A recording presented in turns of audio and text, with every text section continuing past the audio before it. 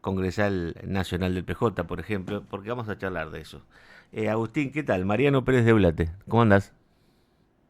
¿Qué tal, Mariano? Buenos días, ¿cómo andás? Bien, bien, gracias por tu tiempo. Bueno, No, por viste que favor. una de las noticias del día de hoy tiene que ver mucho con el peronismo, que es aparente la reunión que se hizo ayer entre Cristina y Axel Kicillof, reunión que fue privada. Dato, no se difundió foto de esa reunión. Y me parece, bueno, vos seguramente tendrás mejor pulso que yo porque estás metido más ahí, pero me parece que era una reunión que se venía reclamando, ¿no? Desde el día de que el peronismo ganó las elecciones del 7 de septiembre. Mi pregunta es si, ¿cómo lo ves, no? Si, un poco te estoy pidiendo analizar también conmigo esto, ¿no? Si ves que esto va a unir más al PJ, va a terminar con algunas cositas que había, viste, tironeo entre los dos sectores. ¿Cómo lo ves esto? No, yo creo que es indudablemente, primero tengo la información que seguramente es la misma que tenés vos, las que han levantado los medios, que es realmente poca en el desarrollo, pero bueno, bien concreta en dos ejes que se desprendieron, que tuvieron que ver centralmente con el análisis de la elección y la necesidad de seguir sumando fuerzas para construir una victoria de cara al 26 de octubre. La verdad que la situación del peronismo, las matices, las diferencias que se vienen dando no es una novedad, digamos algo que incluso muchos actores se han encargado de que sea público. Me parece que luego del 7 de septiembre hay cosas que se fueron ordenando y se fueron aclarando, ¿no? El posicionamiento, el acierto político, la victoria política y electoral de Axel, pero hago el acento en lo político porque tuvo que ver con esta discusión que hubo en torno al desdoblamiento, con esta Ujú. audacia del gobernador de avanzar por primera vez en la historia en una elección de estas características. Para muchos era un salto al vacío, para el gobernador y para muchos otros, del cual también me hago cargo, creíamos que era importante, ¿no? Poder darlo. Bueno, finalmente, eh, y sobre todo, este, en función, digamos, del pueblo, se dio una victoria muy, pero muy importante, electoral y política. Eso va generando, entiendo yo, un ordenamiento, y Axel indudablemente mantiene o está construyendo un liderazgo indiscutible dentro del peronismo, que por supuesto no está nada saldado, no está nada cerrado,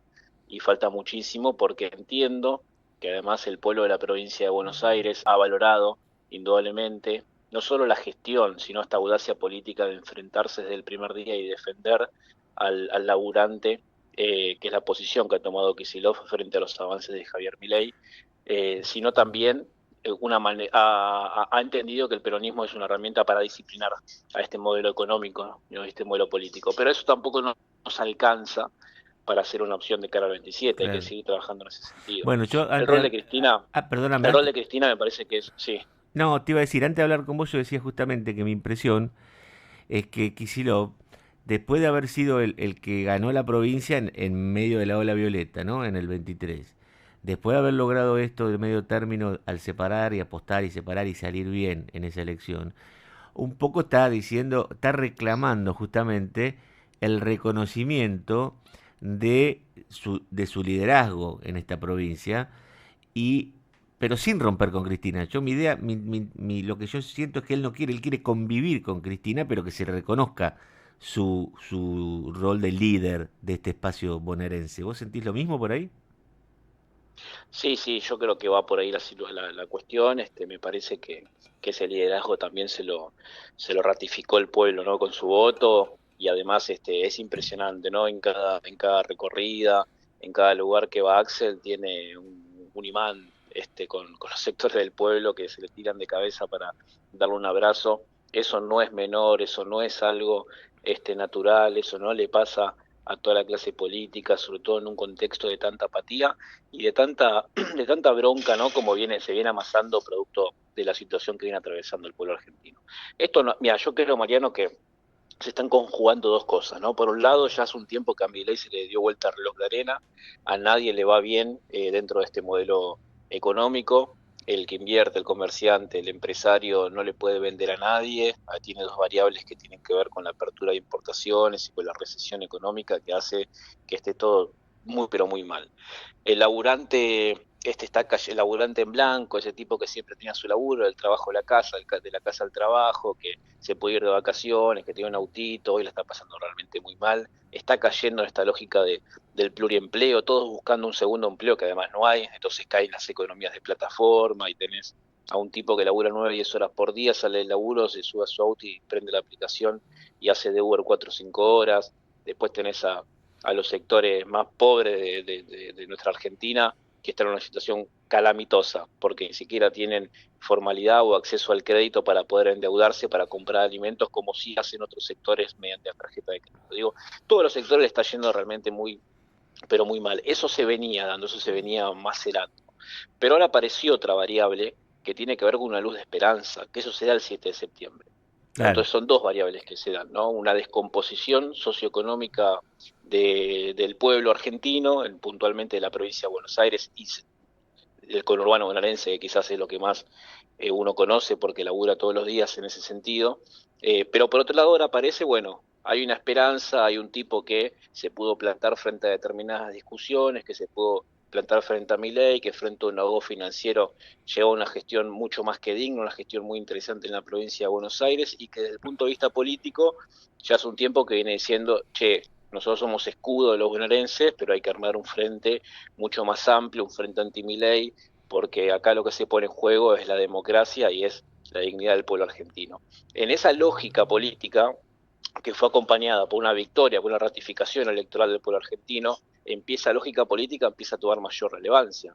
Y lo empiezan a ver no solo los bonaerenses, sino muchísimos habitantes de la Argentina. Y eso me parece lo interesante. Por supuesto que no tiene ningún sentido romper con Cristina. Cristina tiene un valor muy importante, fundamentalmente porque llevó adelante una de las mejores gestiones junto con Néstor de la democracia a esta parte, los mejores gobiernos que tuvo la Argentina. Y eso el pueblo no lo olvida. Pero indudablemente me parece que Axel estaba mostrando una capacidad importante y expresa futuro, que era algo que le veníamos pidiendo al peronismo, ¿no? Un movimiento, mira, en este octubre cumplimos 80 años de Sí, historia, sí. ¿no? Entonces, un movimiento con mucha historia, con un pasado enorme, con un presente complejo, ¿no? Por esta lógica de los reacomodos, de las rediscusiones, producto de la brutal derrota que sufrimos en 2023, no solo electoral sino política, porque pareciera que se derrotaron nuestras ideas, ¿no? Como que estábamos analizando la realidad desde un prisma diferente del cual lo hacía el pueblo. Bueno, todo eso pareciera que empieza a acomodarse y ese futuro que no tenía el peronismo hoy empieza a tener mucha más claridad, ¿no? Con un liderazgo muy importante, Yo- que es el de Axel, que yo creo que indudablemente todos tenemos que hacer esfuerzos para poder consolidarlo, fortalecerlo, porque va a ser una pieza central, ¿no? Central de cara a la discusión de lo que viene, porque insisto, bueno, por lo menos lo que quiere él, la ¿no? gran sí, sí, que queremos muchos, la verdad que muchos queremos y creemos en ese Ahora, proyecto. vos sabés que Por yo supuesto, también, perdóname que te interrumpa, pero yo veo algo también, que no lo meto a Axel en esto, aclaro, que en sectores del peronismo también porque lo que vos explicaste muy sensatamente, en sectores del peronismo prefieren usar, digamos, discursos que son bastante, no quiero decir, huelen a destituyente. Cuando vos tenés gobernadores que te dicen hay que echar a Milei, hay que hacer que renuncie, hay que hacerle juicio político, que yo, Grabois, Quintela, no quiero mandar a frente a mucho porque la gente escucha los medios y sabe de quién hablo. Ahí está como estas dos visiones, la más sensata, que es la que me está planteando vos, y incluso el propio Axel, porque yo no lo meto a Axel en esto, y los talibanes, llamémosle, ¿no? Y yo creo que eso también le hace mal al PJ, ¿entendés? ¿Por qué? Porque el tipo que por ahí está decepcionado con Milei, pero que no es peronista de cuna, y empieza a ver que por ahí es la esperanza esa que decís en el PJ, se encuentra con esto y dice, no, bueno, pero yo con estos tipos que se quiere llevar puesto a este hombre, prefiero no estar. ¿Entendés lo que quiero decir? sí, sí, perfectamente. Yo soy de los que creen, esto es una opinión muy personal, que si Milei se va antes del 27 es un problema para la institucionalidad argentina.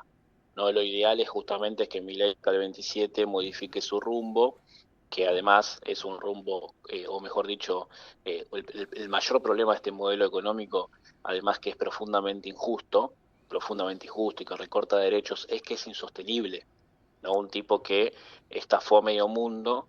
Mira, vos fíjate que luego el 7 de septiembre, Guillermo Francos, la primera entrevista que da, con una lógica autocrítica, dice, nos faltó traducir la macro a la micro. Claro. Es decir, el activo político que tenía Milei, el único activo que tenía en términos retóricos era, no, tenemos una macro ordenada, ordenamos la macro. Bueno, todo eso se le fue al carajo, porque hoy en términos reales no hay ningún ordenamiento de la macro, hay una corrida en puerta, dijeron que iban a sacar el cepo, estafaron a todos los productores, los únicos que se las llevaron todas fueron los mismos de siempre, las 5, 6, 7 cerealeras y agroexportadoras. De esos 7.000 millones le quedaron 2.000 millones para bancar la corrida de cara al 26 y en un día gastaron 700 millones de euros. Digo, yo no sé cómo lo van a hacer. Realmente es insostenible este modelo económico. Ahora bien, yo lo que creo es que romper con los tejidos institucionales realmente va a generar un desorden en la Argentina que puede ser peligroso.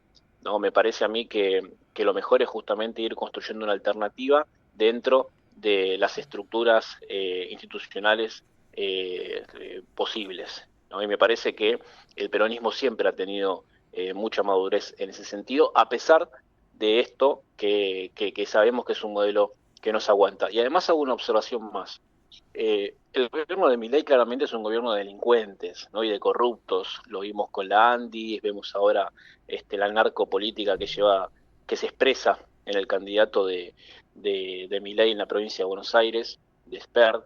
Ahora, yo creo que el desafío del peronismo no es únicamente derrotar a Milei, es derrotar el modelo económico. Si Milei sale eyectado, él como persona, por un problema de corrupción, como lo ha hecho con Libra, como lo ha hecho con Landis, como bueno, y muchísimos otros, que seguramente a medida que pase el tiempo también por su lógica política se irán sabiendo.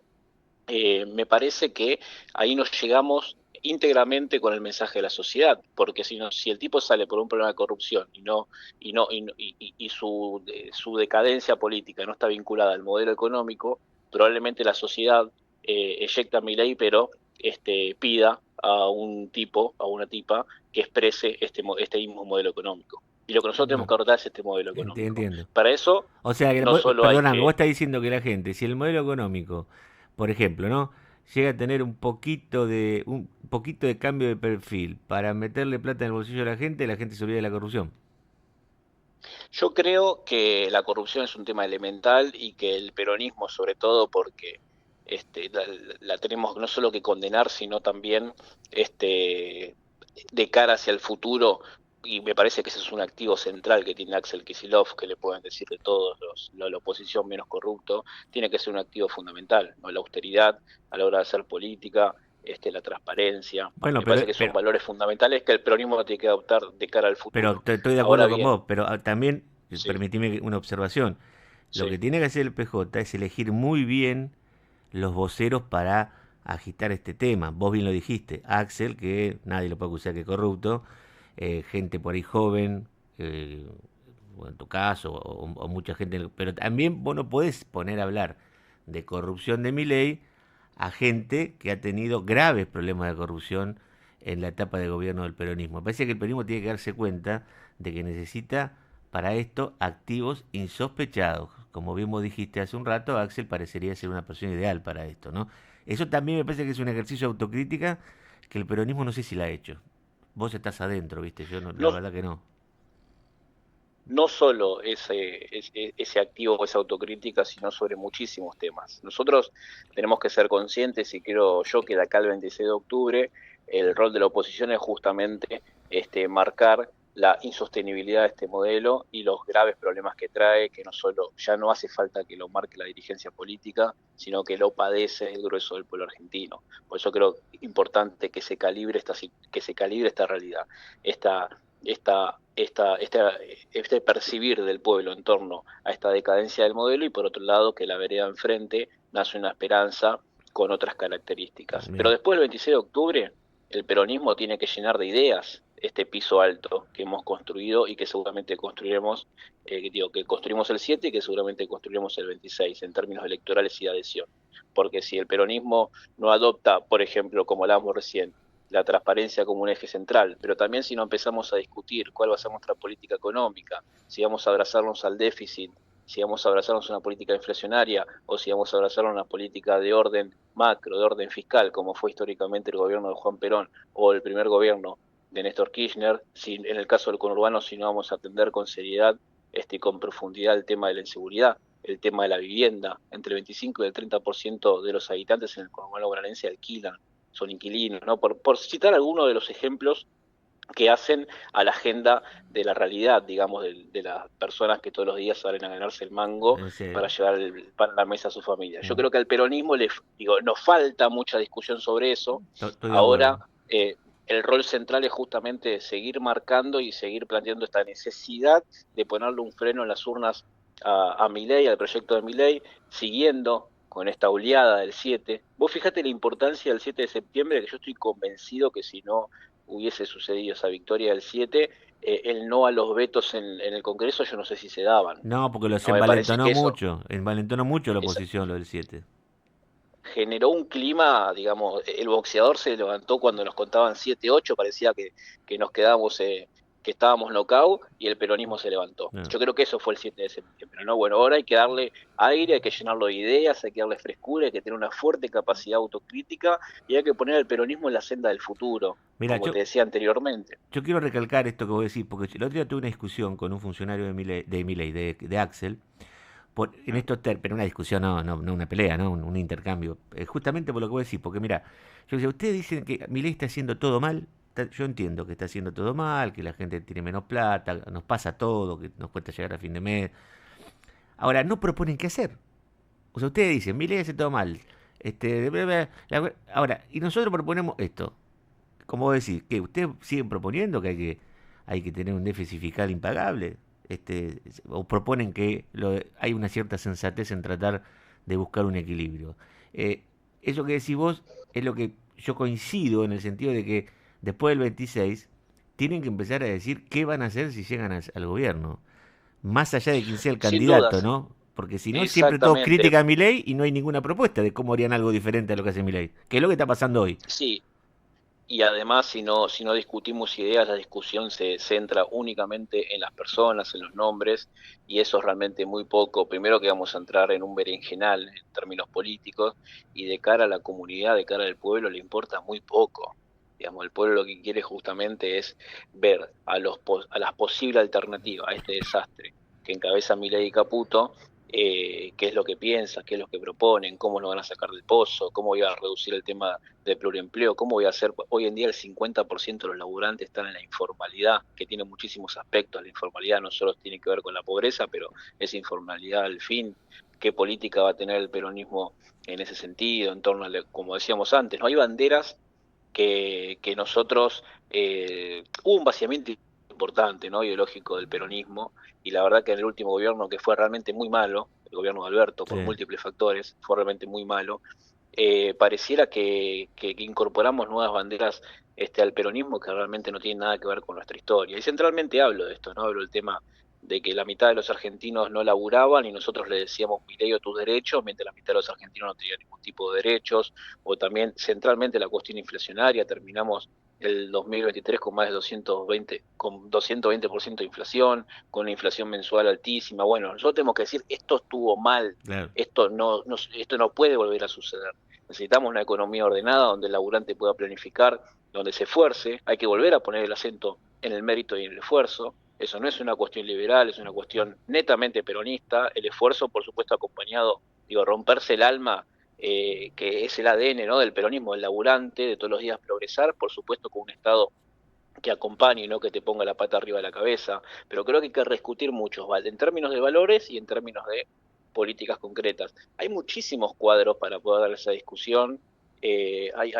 Realmente hay un capital muy, muy grande para poder darla. Por supuesto que ahí va también a depender de la política que sea capaz del peronismo de generar esos puentes, de generar esas dinámicas para que todas esas ganas, digamos, de aportar que tienen muchos compañeros en muchos sectores fluyan en el mejor sentido.